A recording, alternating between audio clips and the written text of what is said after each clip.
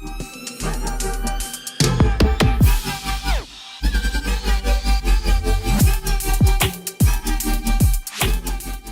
thank you all for coming. This is our Black History Month discussion. We're going to have a conversation today. As you know, last year we kicked this event off, and it was a combination between Black History Month and Women's History Month.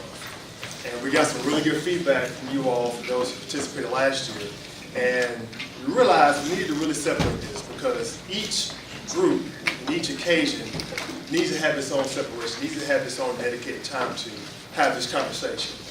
And what Black History Month is about is a celebration. It's a celebration of Black culture in America. It's a celebration of accomplishments, of where we've come from and how we've progressed throughout our American culture and American history. But let's not fool ourselves, there's a long way to go. If you watch the news, if you watch social media, there's a lot of tensions, a lot of issues still plaguing our society regarding race relations, regarding the Black culture, how we show up. And today we want to have a discussion with our colleagues, our fellow friends here, talk a little bit about what it's like to be Black in America. And our theme this year is called Breaking Through Barriers. So what do those barriers look like for us? And barriers mean different things to different people. And even amongst Black people, different backgrounds, different places that you've grown up, different experiences, different walks of life. Those experiences are even different amongst the folks in this wonderful Black culture of ours. So we want to have a conversation today. But let's not forget that where we are and where we've progressed has not just been the work done and worked with by Black people only. It's been a lot of folks from all walks of life, all cultures, all religions that have helped to get us to where we are today. But with that, we're going to begin our conversation. So we'd like to have our panelists to kind of introduce themselves, and we'll get into it. All right, hello everybody, can you hear me? All right, just want to make sure I speak loud enough. My name is Tim Anderson. I'm the sales manager for Exalted Coating Systems upstairs on the 5th floor. I've been with the company for 5 years now. Matter of fact, on Sunday was my 5-year anniversary with Market Source. I'm from South Georgia. I grew up on a little farm in South Georgia, went to school at Fort Valley State, Middle Georgia, and I was there for about 20 years, and I moved up here to Atlanta. I was up here for about 1.5 years before I got employed here with Market Source, and it's been a really good experience here. Made a lot of good connections, a lot of people that's helped me in my career here, and I'm looking forward to sharing you guys. Welcome. All right, thank you. Good afternoon, my name is Alison Nisbet. I'm the Director of HR Business Partnerships at Market Source. I've been with the company for 2.5 years, and as you can tell, I'm not from here. I am born and raised in a pretty large town in England called Leicester. It's just north of London, about 2 hours. And I am of Caribbean parentage, so even though I may be an English person by birth, I identify as a Caribbean individual because I was raised by 2 Caribbean parents. That is the culture that I know. And been in the States since 1991, and it's been an extremely interesting journey. Some good, some bad, but it all makes me who I am today. And I'm looking forward to dialoguing with you. Thank you, Allison. I am Sierra Carson. I've been here over 2 years with Market Source. I actually started in recruiting, and then from there went to ESG, and then after ESG, I'm now a compliance specialist over in another building. Yes, I grew up in Akron, Georgia, not too far away from Cartersville, Georgia, if y'all know where that is. Went to school out that way, went to college at West Georgia in Carrollton. Many different experiences out there. And from there, was able to work insurance, sales, more sales, and then finally got into more of the HR compliance role that I kind of get into now. So it has been a journey, and we all are very different. And that's why I'm glad we're all here, so we can share that with you all. So, thanks. please. Hey, I'm Glenicia Barnes. I work with Lindsay Phillip with onboarding. I also came from recruiting. I'm originally from Tampa, Florida. I was raised in Villa Rica, Georgia. So it's in the middle of nowhere, in the boonies, which also shaped me, in this conversation we're going to have today. And then that's really everything with me. Looking forward to it. Yeah. Well, welcome. Let's dive right in. So, thinking about our theme of breaking through barriers, what does that mean to you? For myself, breaking through barriers, to me it means having courage. Having courage to step up and apply for a position you think you might not get because of unconscious biases. Breaking through barriers mean blazing a trail, making sure you're doing everything you can for someone to come behind you that might not get that chance if they don't have an example of what to do and how to, matriculate through corporate America. Breaking through barriers for me is being laser focused on what I know I can do.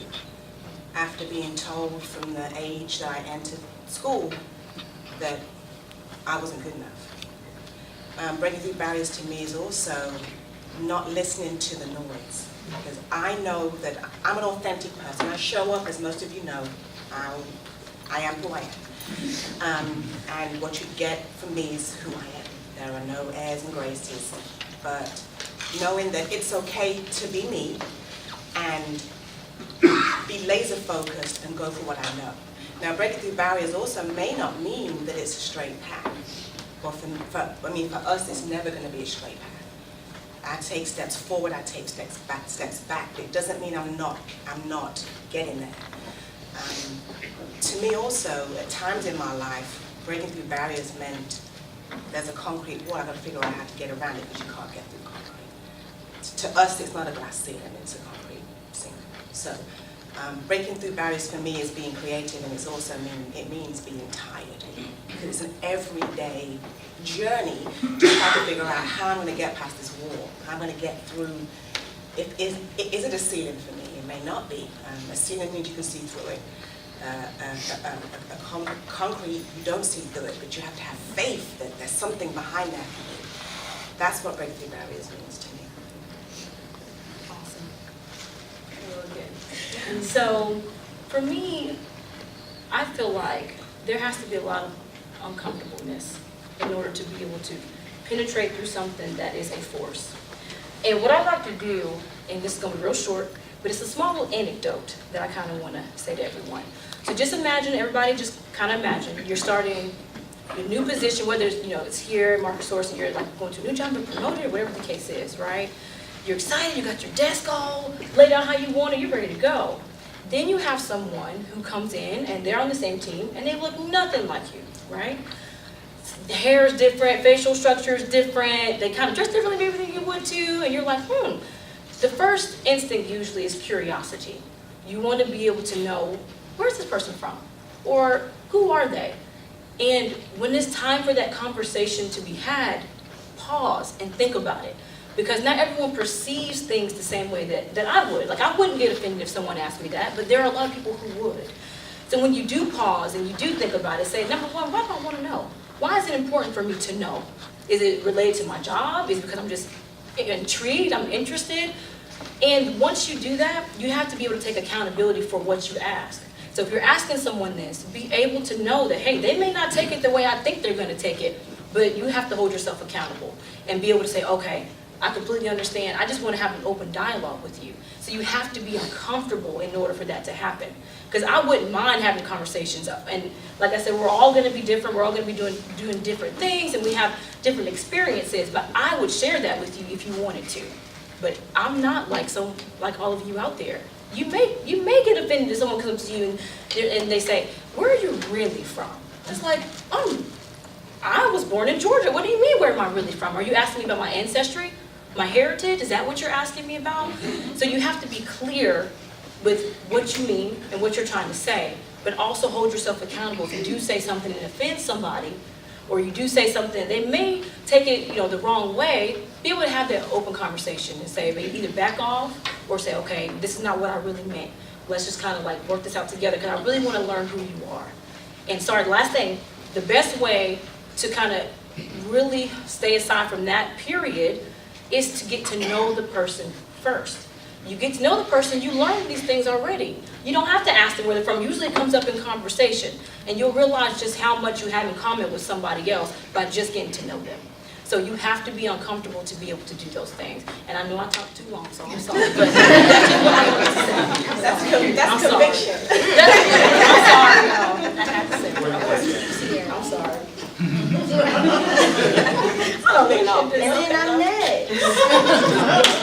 Yeah. No pressure. For me, breaking through barriers is just, I think it's more of a process of having communication with someone else that's different from you, that looks different from you, that's a different relation, a different religion than yours. It's a conversation between two open-minded people or groups. I think coming back to the comfortability is constantly getting uncomfortable, because with uncomfortability comes growth. And it's painful, but it's a part of it. Breaking through barriers is making mistakes, and it's failing sometimes and being okay with that. And going forward, building those relationships and building those friendships with people to where you can grow moving forward. You can have more respect for each other. You have more of an understanding for one another. That's what breaking through barriers is. And it's also finding a way or making one. Clark Atlanta taught me that. Like, you have to, if there's a wall, you got to go around somehow. I don't care if I have to dig under it, you know. If even if it's just to get to know you as a person, I got to figure it out. Or it's learning from me and you, you know? So that's what it is. I don't want to glaze over this. That is a lot to unpack. You unpacked a big box full of great information. I'll just throw a couple of nuggets out that I captured. Blazing a trail. Shutting out the noise. Determining and deciding it's okay to be me. It's okay to wear my hair naturally the way I want to wear my hair, because that's a part of who I am. If I want to wear my beard a certain way, I shouldn't worry about how people perceive how I wear that, because that's my individuality. Understanding it's going to be a lot of discomfort along the way. Am I willing to go through that discomfort, to break through those barriers? Because at the end of the day, somebody's always watching.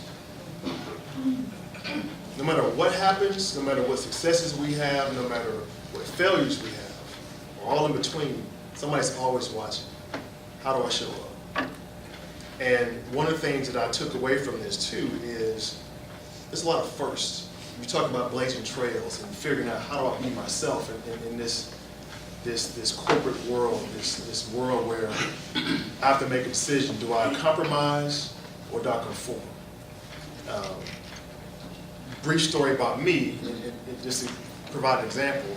So I started with Tech Systems, 1999. Second job out of college, Baltimore, Maryland, corporate headquarters. And I remember being this young 20-something crazy guy, loved to have fun, still got kind of that party mentality in my DNA. And I played with my hair in college, which I can't do too much now. I played with my facial hair and clothes and all that. Then I get to this place where a lot of young 20-something-year-olds like me love to have fun, all that good stuff. But I noticed all the guys looked a certain way. No facial hair, same type of haircut, same type of colors in the clothes. You know, white shirt, blue shirt, black suit, gray suit, blue suit. Pretty standard. How do I fit into this environment? You know, the way people responded to me if I made a mistake or made a hiccup or something in a process we were doing. How do I respond to that? Knowing that most of the people that I'm going to respond to don't look like me. How do you do that? So I think the next question is, as a follow-up is, how does that show up in your work life? You know, I noticed a lot of things that you are having to unpack even as we're having this discussion about the personal side of things. But how do you bring all this, shutting out the noise, when you come to work and you're in the work environment and you've got all these responsibilities and all this pressure and these demands riding on your shoulders? You can be the breadwinner of your home. You know, you can have you could be the first in your family that's ever gone to college and gotten this type of corporate job. What does that look like in your work life? For me, I've been in the workforce for a long time. You may not see it here, but you see it all around. And I come from two professional parents who have instilled in me. Can you imagine being told from the age of 4, you've got to be better. You've got to be 10 times better than the next person. You've got to. And live in that every day. I go home exhausted every day because I come to work and I have to be an expert in everything that I do. That's what that has taught me. Being better means if I'm going to learn something new, I'm going to be a SME by the time I'm finished. I went into a job and they had attorneys doing immigration. I learned immigration. They told me, you don't need this anymore, you're a SME. Anything I touch, I have to do it with perfection and precisely, or I'm not going to feel as though I'm good enough. And I have extremely high self-esteem, as many of you know. What people tell me doesn't penetrate, but it's about me. It's my compass. My parents have told me from the age of 3, you've got to be better, and I hear it to this day. My mom now tells me, Ali, don't get too stressed out. You know, that's not what I have to do. But being the best at what I do, being excellent, being exemplary. You know, if I walk into the hallway, I'm thinking, who's watching? I speak to everyone. I say good morning, good afternoon. That's energy all day long. Now, when my door is closed, it's no different matter. But when I'm out, I'm on. And that's how I have to live my life, because I've worked at jobs where I've been told that I'm lazy. And I'm like, well, what made you think I was lazy? Well, that pile on your desk. I'm like, that's fine. They don't ask questions all the time. They make assumptions, and they see this, and they make assumptions. And it is painful, but I turn that pain into, I'm gonna show you. And that's how every day, that's how I live my life. And I'm grateful to my parents for telling me from the age of 3 to be exemplary. Because that's how I live my life, and that's what I impart to whoever. If you cross my path, that's what you get from me.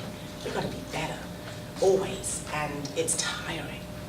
But I've lived a life, I've lived this long with all of this, and that's probably why I have all of this in those shoes. But it's time. It is indeed. Anybody else, any thoughts? Yes. So just by hearing that story and hearing you speak, for me, found a lot of similarities. Because with growing up, and well, my grandparents, my dad, all them are originally from like Cartersville, in that area, and they moved to Acworth for more opportunities. They called it a black neighborhood, but still, there was more opportunities out that way. And when they did that, they were trying to like make a way for you to be better than what they were doing. And it was always, for me, I was always that child. I don't know, I'll tell y'all this, but I used to always dance and stuff all the time and wiggle around, just have a good, that was always me. I used to always just have fun. Girl, Samia, stop moving like that. But that's just how my grandma would say it. But I used to always just be full of life and fun, and still am. And when I would go through my schools, and there weren't many people that looked like me when I went to my schools, but to me, they were my friends. They were people who cared about me as I cared about them. I went, this may seem kind of crazy, but I was drum major in high school, and you're in front of a lot of people. And it was raining outside. And I was like, I don't want to get my hair wet. I just did not. So I put a bag on my head. I know this sounds crazy, but I put a bag. I said, I won't do it. And a lot of people said, she's so funny, she's so crazy, what's going on? But there wasn't a lot of negative connotation that came with that. It wasn't like, what is she doing? Or she's only doing that because she's black. It was, she really don't want to get her hair wet. That's what it is, because they knew who I was. And then I saw people wearing bags on their heads too. So I was like, okay, it's about individualism as well too. You know who you are, flaunt that. No, you work hard, we all work hard, I work hard, I would get tired too. I'd be like, Lord, I just do so much and try to just be the best and do everything, and that's what's instilled in me as well. And sometimes it does get tiring. It does, but we keep persevering and we keep going through, and we keep smiling and we keep making friends and we keep having people, because when you can inspire someone else, when you can get someone like lit, when they have a passion within them and they believe, that's when you start to make changes, because now they're showing up for themselves because they believe too. So that's what you have to be yourself. And sorry, I'm piggybacking off of what you said, but it just reminds me of how I grew up too. Do it well, and do it right. Living authentically, exactly. So, yes. And unapologetically. Because it took me 12 years to leave my house and come to work and let this nappy hair that I love, and I call it nappy because that's a positive word. It's not negative to me. Even though people may think it's negative, it's positive to me. But 12 years, it took me, well, 12 years ago, I released myself from burning my scalp and having to lay down from having lied, my scalp be bleeding. I released myself of all that covering. But unapologetically be me in the workplace. If you don't like it, I know what to tell you. But is that a double standard? Do you think we as Black professionals, Black people in America, face a double standard? Of course. How does it show up? The first time I came to work with the way that my hair naturally grew out of my head, my boss said to me, "What did you do to yourself?"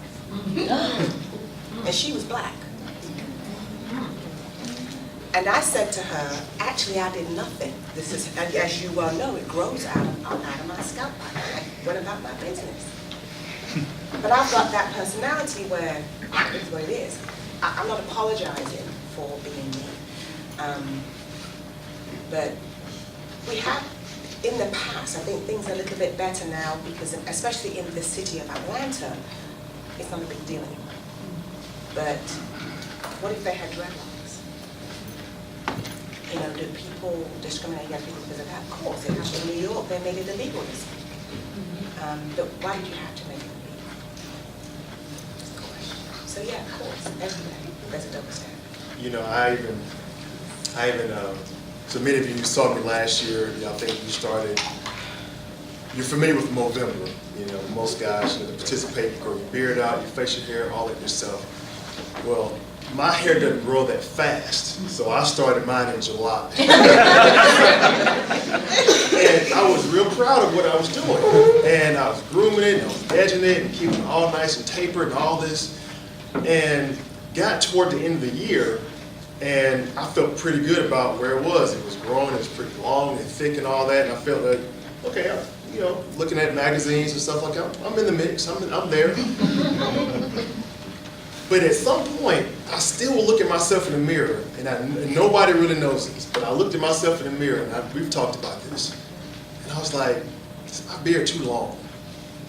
Even after going to broad leadership meetings where you're seeing C-level executives, other senior directors, and major, you know, contributors and influencers in our business, they may have a beard, white men, and may not be tapered, may not be edged, may not be well-groomed in my standards and maybe what you see on TV, but nobody's, in my opinion, and in what I saw, nobody's going to question it. But I feel like people may look at me like, his beard may be a little bit too long. Maybe a little bit. Wiry. Or wiry, You've got or to what have you. control the wire, yeah. Yeah. Was that? Or kinky. Or kinky. All that. Why do we feel that way? Why do we feel like there's a double standard? Being told and being taught all our lives growing up, we got to be twice as good, better than everyone else, than our non-Black counterparts. That is a lot of pressure. And like you said earlier, it gets tiresome. But we face it every single day.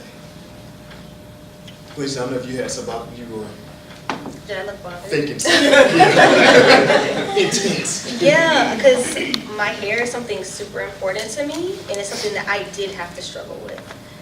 For my parents, of course, I always heard you got to work twice as hard, and I always feel convicted when I'm like, okay, you look, you're playing around too much. Like, did you really do everything you're supposed to do? Like, what would your grandma say about you? But my mom was also the one that wanted the best for me. But when I first came here, or I graduated college and I started interviewing, and I was going to wear my hair in an afro. My mom was like, you shouldn't do that because you're not going to get the job. And I had like my cowrie shells that y'all usually have seen, But she, honestly, she's like, I love you, but these people ain't gonna hire you like that. And so I straightened my hair, I dyed it that black, because it was like an auburn color. It wasn't that bad. But it wasn't that bad. I made it sound bad. But I straightened it, and when I first got here, thank God, I saw other black women with natural hair. I saw so much diversity in the pit. So I felt a whole lot better. But still, like, even though I saw that, I was still like, you need to do something with this. And also your hair texture matters, what most people don't know. You can have looser curls all the way to like Afro texture. I have the kinkiest of the kinkiest. And that's something that I find pride in. But it was always in my mind, like, you need to wear a turban. But even if I wore a turban, I'm like, this doesn't look good either. This is inappropriate for work. Also with you, not to piggyback, but my manager at one point, even before I got here, I was told I have to straighten my hair to look a certain part. And I was on a marketing team for a huge company, but I was also the only black person, so I had to look more Eurocentric, I guess. So I did flat iron my hair and got heat damage, and it didn't curl back up. So I had to cut that off and start all over, and then I come to another place and I'm told, your hair doesn't meet the dress code. And you don't really know what to say about that when it's coming from someone that looks like you but has a looser hair texture than you. And it's almost like she thought that she was better in some way. I don't really know, but it's always something that comes up in your mind. I never figured it out. You know what's sad? That we're talking about all this stuff, that we haven't yet talked about what we know. The intelligence, the qualifications, the skills. All that comes afterwards, right? Yeah. What comes first is this. How you look. How I look. Like, that's sad. It just hit me just to say that we haven't even started talking about that. I haven't looked at my resume yet. No. But I'm worried before I come. Right. About But I what tell I'm you something, I used to straighten my hair too. I blow it out to go, and then on the first day, pow.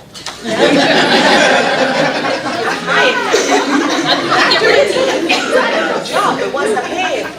Let's get rid of it. And then the more comfortable I got, the bigger it got. Now it's just lights, whatever. But I would shake it out and come in, but that's because I'm older now, and my knuckles are bruised. My knuckles are not even bruised. My knuckles are hard. Mm-hmm. So now it's like, okay, I'm just going to do it. Because what's underneath all of this is some power. So, It's pride. exactly. Like, I find pride when I have my afro.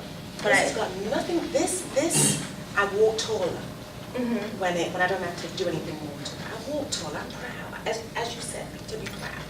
And then all the rest can come through. But this comes first. It's a shame. that part. It's a shame. So I know it probably took some time for people to get to a place of somewhat acceptance or understanding. What would be your thoughts about, and this to anyone, what would be your thoughts about for those folks who are trying to learn about our blackness, our black culture, the little innuendos and nuances that are germane to us, but they may kind of muck it up a little bit. They may not come across the right way in terms of how they want to find out, how they ask the questions. What would be your advice to those individuals about how to learn? Well, for me, it's just simply having a conversation, just building relationships. That's where it starts. And as the relationships get a little bit stronger, you share a little bit more and maybe a little bit more about yourself, and you learn about each other, so it goes both ways. I mean, I'll be the first to say I don't know everything it is about other cultures, and I'm always interested in learning about different backgrounds. I'm a relationship person. That's the way we sell. We sell by building relationships. And it's something, the little things that you learn about someone that might make a big difference in closing deals. They like you because you understand them better. And that's what my main goal is, to get people to understand who I am as a person first. Not just a black man, just to get to know me as a man, as a human being. And, you know, just having conversation and making it comfortable for someone to have an open dialogue with you. It'll do a lot for, increasing our relationships. Being from another country, coming to America was like a shock to me. Coming to America was a huge shock to me, because where I'm from, in England, it's a very diverse place.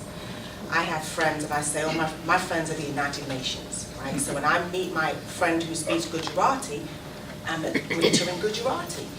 If I meet my friend who is Chinese, I'm a greet them in Chinese. That's how we were raised in England. And then I come to America, and it's like everything was just so segregated. So it was a culture shock, and it still is. It's still, I've never gotten accustomed to this. I've been here since 1991, and I understand the why behind why it's the way that it is, but I so miss being able to talk to people where they are. Like my son's tutor is Jewish, and we're friends now, and we talk about everything. She admitted to me last year that she read a book, and the book was about a nurse who was supposed to deliver a baby. The couple was racist. She didn't deliver the baby died.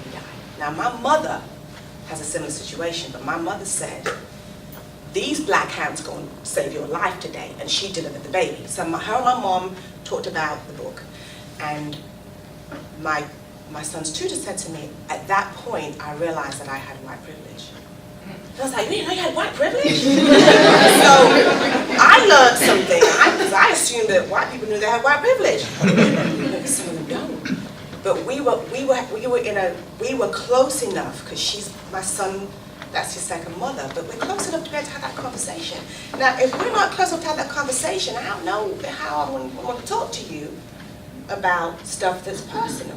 So, as Tim said, get to know me a little bit. I've told you about anything after you get to know me, but don't come at me and ask questions when I don't know you, because I'm not going to do that to you. So I think there has to be some type of, that has to be built first, because that gets tiring too, having to explain stuff. Like, I have to explain why I sound different. I'm not South African, I am West Indian, West Indian parents, but I'm not born there. So I have to explain that every time I meet someone. Because they say, I know where you're from, and I'm like, They would never say England, because I'm not supposed to be from there. This does not match with this. So. Whose job is it to initiate the discussion? So you mentioned this comment, Tim, about making it comfortable for other people to engage with. Do you think that's your responsibility? Should you hold that responsibility all the time to make people feel totally at ease to engage? Or should just the curiosity of saying, this is someone different from me, just someone maybe from a different walk of life, or something don't always seem, well, let me just ask the question. Well, my take on that is the responsibility should be on both parties. But the reality is, a lot of time people have unconscious biases and they don't feel comfortable approaching you because of maybe how you look or how you sound, your demeanor. But I take it upon myself just to get to know different people. I'm more of a one-on-one as opposed to a group setting type person. So I get to know everybody individually. And I open the dialogue that way, just like I do with my team. I get to know all my team one-on-one, get to know their families, get to know what they do outside of work. A lot of us have the same things in common. I like fishing, I like computers, like doing a couple different things. And, someone that looks totally different than I look, I'm a computer nerd. So, I have a team member that I go to on certain things, and we open our dialogue and, get to know each other. So it's both parties' responsibility, but because how society is today, I've taken it upon myself, as an African American, to open up and make it a little bit more comfortable. So the next interaction with an African American person, they might feel more comfortable. How are you doing? What do you like to do? And that's going to, increase relations between minorities and non-minorities. Very good. So, being very cautious about bringing this up. Because Allison, you brought up a very, very important topic that we probably don't have time for today. but you brought up the topic about white privilege. How does it show up in terms of black professionals, black men and women? Let's park the societal part of that discussion. How does it show up in the workplace? How do we help those that are not black understand some of the things that we are challenged with on a regular basis? The things that we have to think differently and process differently because of who we are and just typically how we're perceived. And this is for anyone in the panel, not just targeted you, but how do you think that combats against maybe some known privileges that we have to fight against that many people may not know about, or may not think about, that we have to show up with every single day? I think sometimes we have to wait until, it's not a forceful thing. You gotta wait till the situation occurs and not be afraid to address it. I've had many conversations with people at market source where a candidate's come up and that's just my personality. I'm like, well, we're gonna go here today. And I'm gonna go here in the most professional way. You all who know me know how I am. In the most professional way, but I'm very direct. I'm not gonna pretend, I'm not gonna whitewash, I'm not gonna do any of that. And yes, we're both gonna be uncomfortable today. But after that, I think our relationship's gonna be better. I've had many conversations about this with many people. But it's not a forceful thing. The situation has to arise. You either run from it or you run through it. And that's what I do. I'm going to address it. I do pause first and I think, I'm serious. I may have to leave the building and breathe some and talk to my mom, but I'm going to address it. I don't let things happen and I run away. Never. So here's an example. Feel free to want to comment on this, but here's an example. Confrontation. I think how we handle confrontation and how we handle objecting to something or someone is going to be different, right?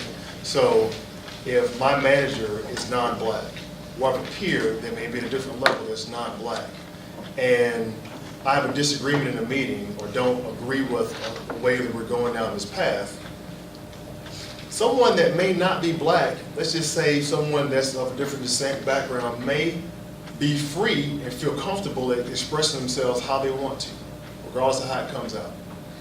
But if we do it, how do you think it makes us look? Ghetto.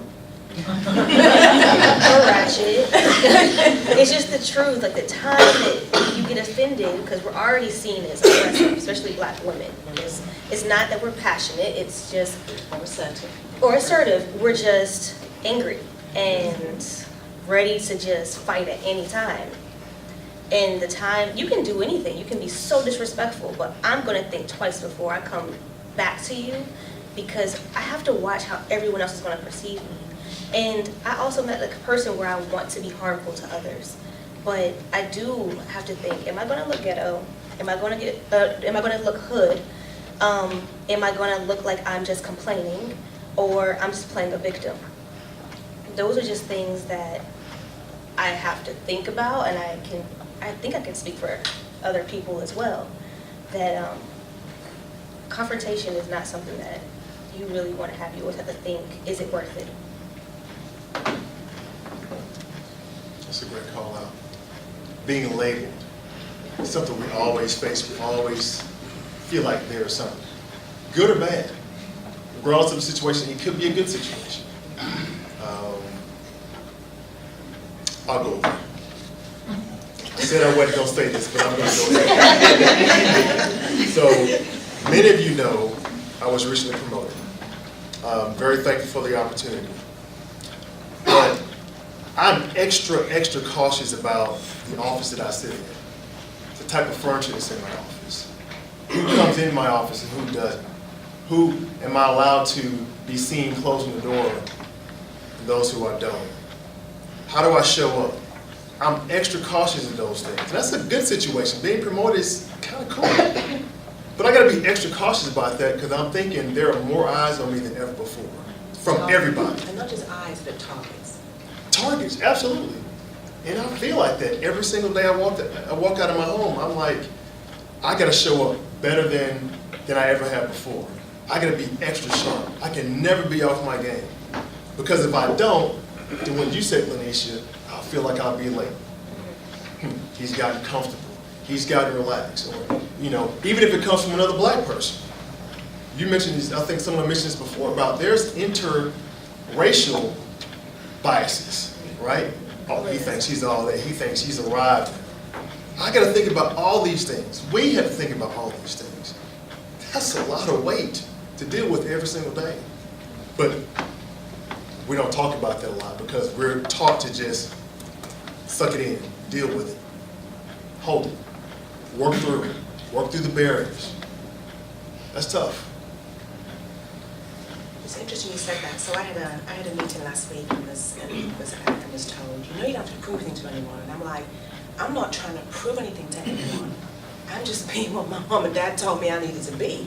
So now I'm in this new role, and I just have to be better. So now the benchmark just was raised. So it may look like I'm overdoing it. That's just my norm. And I didn't realize that that's how it came across. And I'm glad that the person told me, but it's not going to change.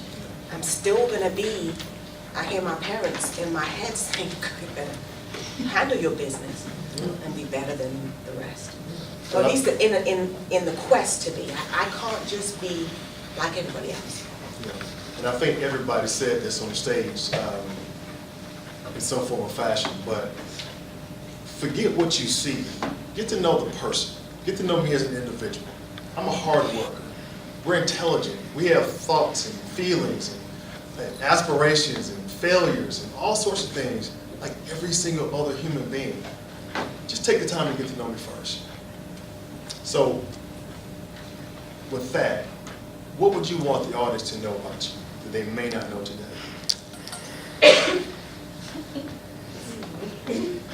As I'm not shy. So, my journey to where I am today was not a straight path. 12 years ago, I did this job. I was a director of HR 12 years ago, 10 years ago, and today. So can you imagine? That was 10 years ago. I reached a certain point, then I went back, and then I've come forward, and I've gone back. And I have no animosity about the journey. Our journeys are never straight. That's one thing I want you to know. The second thing is when people get to know me, are surprised by certain things. Like, yes, I play the piano and play classical music. Really? Most people that learn the piano play classical music. But for me to know how to play classical music, it's like, wow. I don't listen to urban radio. I know who Tears for Fears are. I like all good music. And that's not unusual from where I'm from. In England, we live together. Our lives intermingle. So when people see me, they may see me as a black American, and I'm an American now on paper, and I'm saying that on the camera.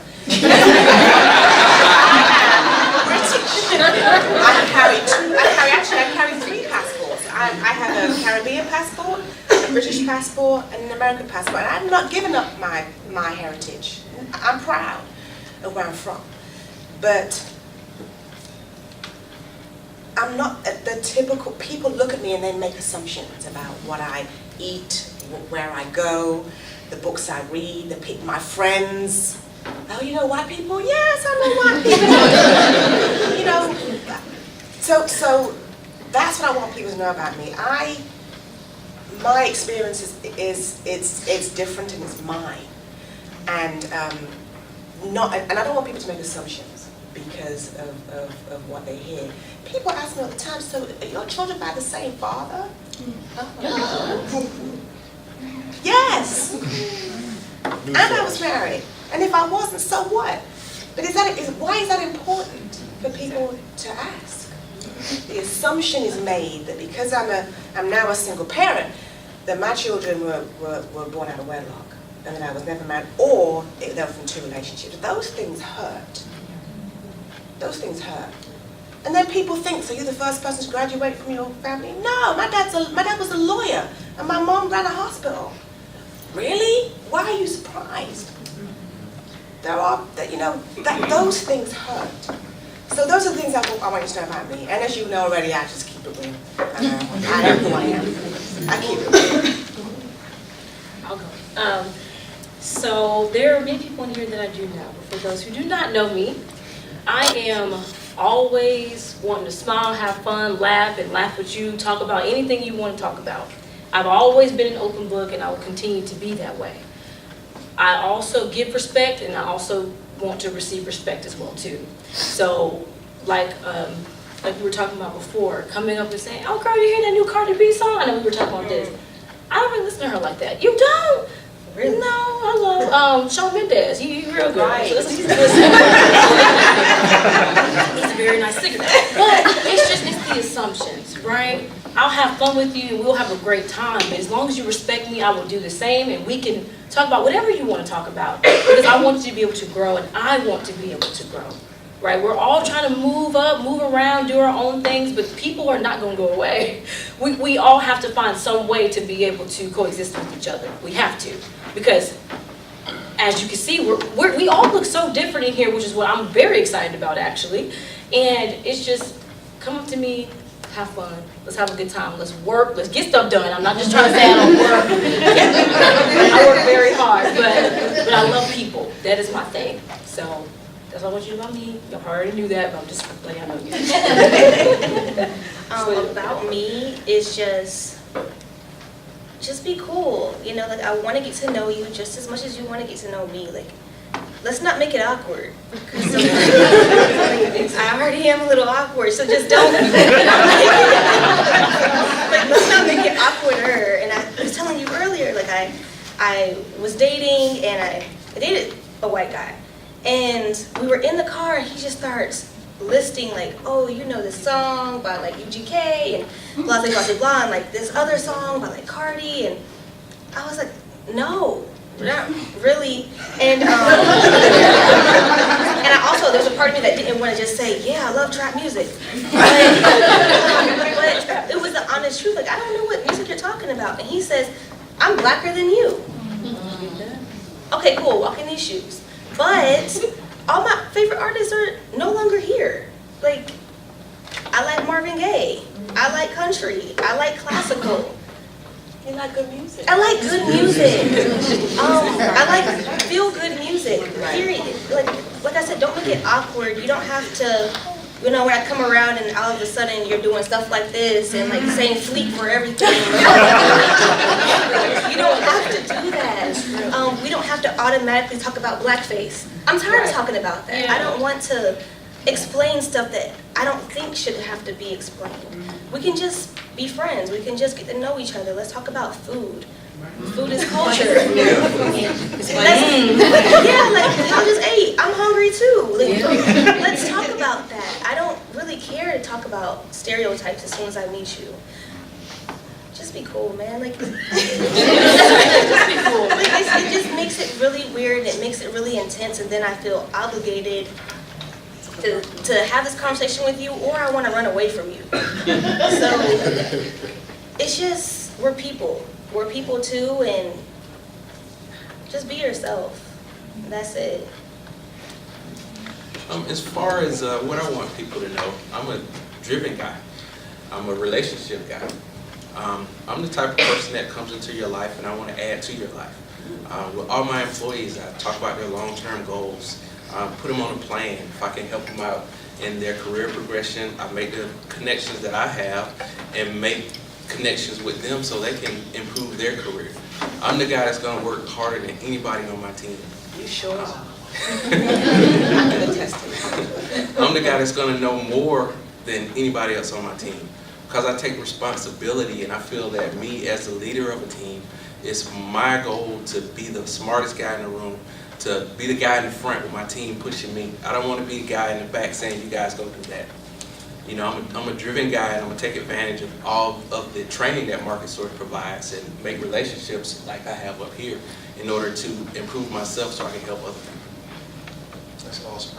So for those of you who don't know, UGK stands for Underground Kings. Small plug. Yes, I listen to a little bit of everything. So we have a few minutes left.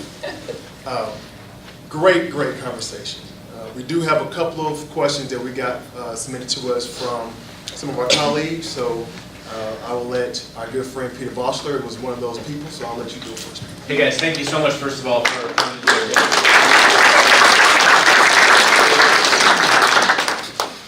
From your perspective, what is one thing that marketers can do or stop doing to help improve inclusiveness and really bring about a culture change?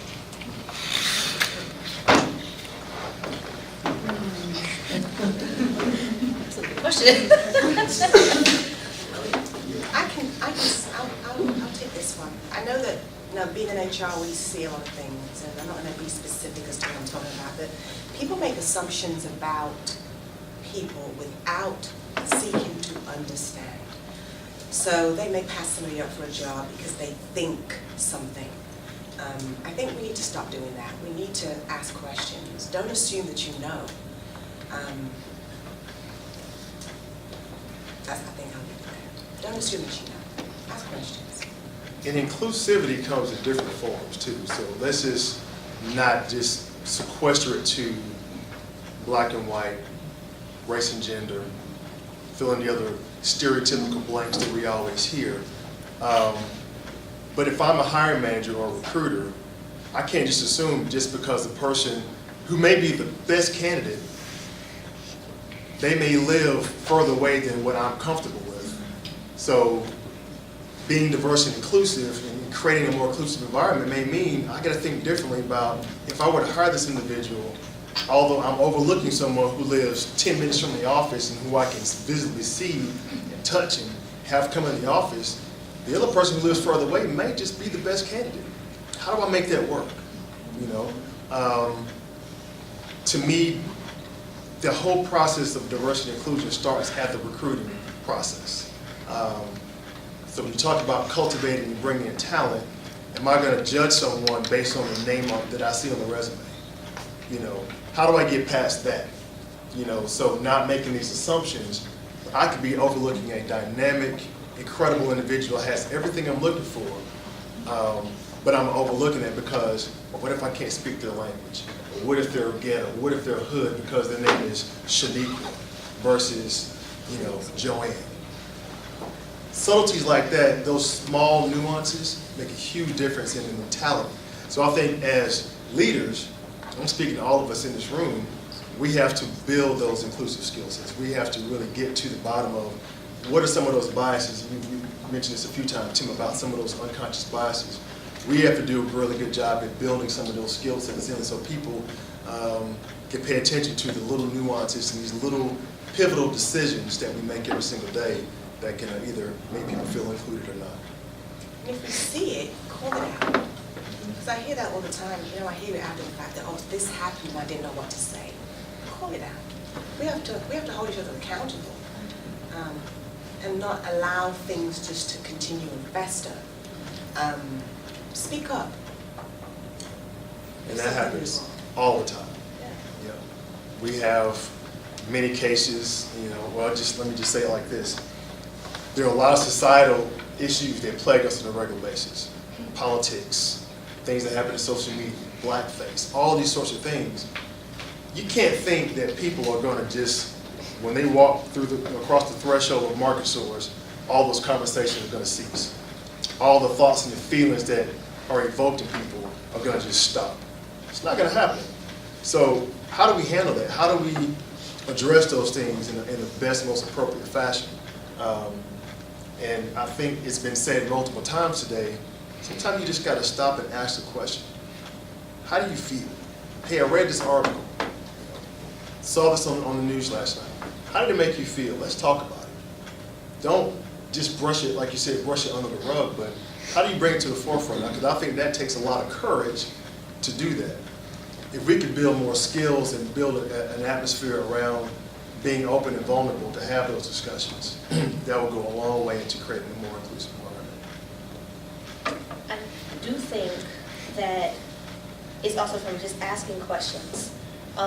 Building those relationships, it always goes back to that. Like, everyone that knows onboarding, they know we have awesome conversations, and we also always get our work done, but just ask your employees.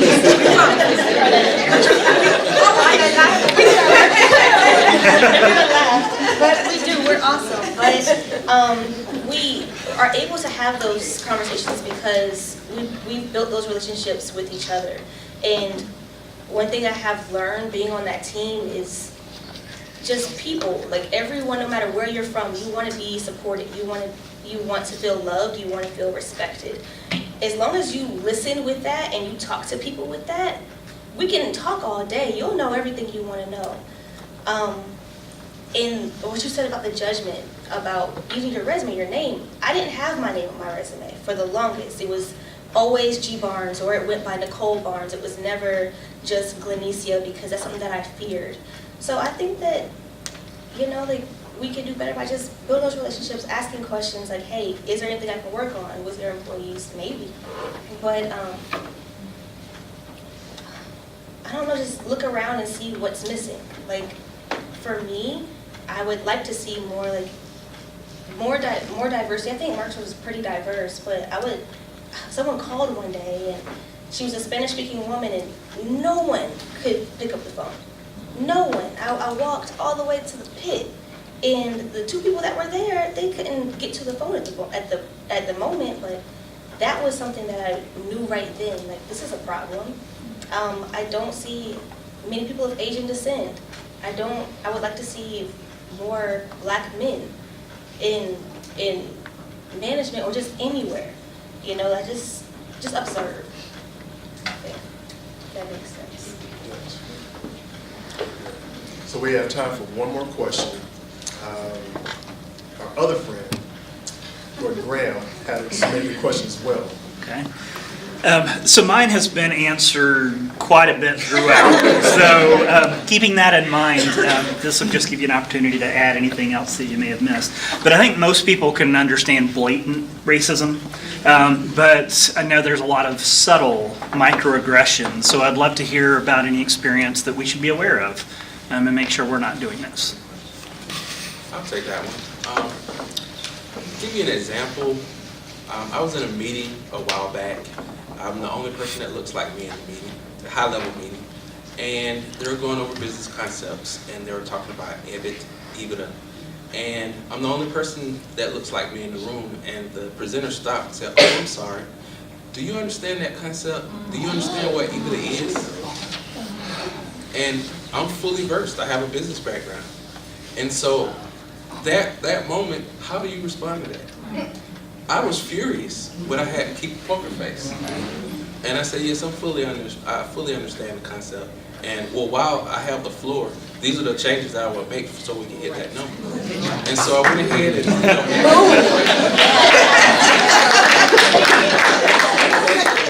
and when she went, well, now you know it's female. When this person went on with their presentation, everything I said I would do were the changes that they were proposing. So, it's unconscious biases, and in that moment, I could have lost it, and I would have been permanently, I'm the angry black guy. But, these are the things that we have to deal with on a daily basis. Just because you look different, they automatically make assumptions that you don't understand things, or that you're not good enough. And what we hope happened from your situation, and from many other examples similar to that, is that the people paying attention and the people who may be the perpetrators in those situations will actually learn something from it and don't repeat that. But then beyond that, and we're running out of time, but just to plant a seed is about, how do I become an ally? How do I, even though I may not be in your skin, I can't walk in your shoes, but at least I can be a champion for you. At least I know now from this experience, let me not ever make that assumption again. Let me learn how to be a champion, be an advocate, be an ally. Because if first you don't seek to understand, things like this are going to continue to happen. So, ladies and gentlemen, I hate to cut this off, but we are out of time. Please give a warm congratulations.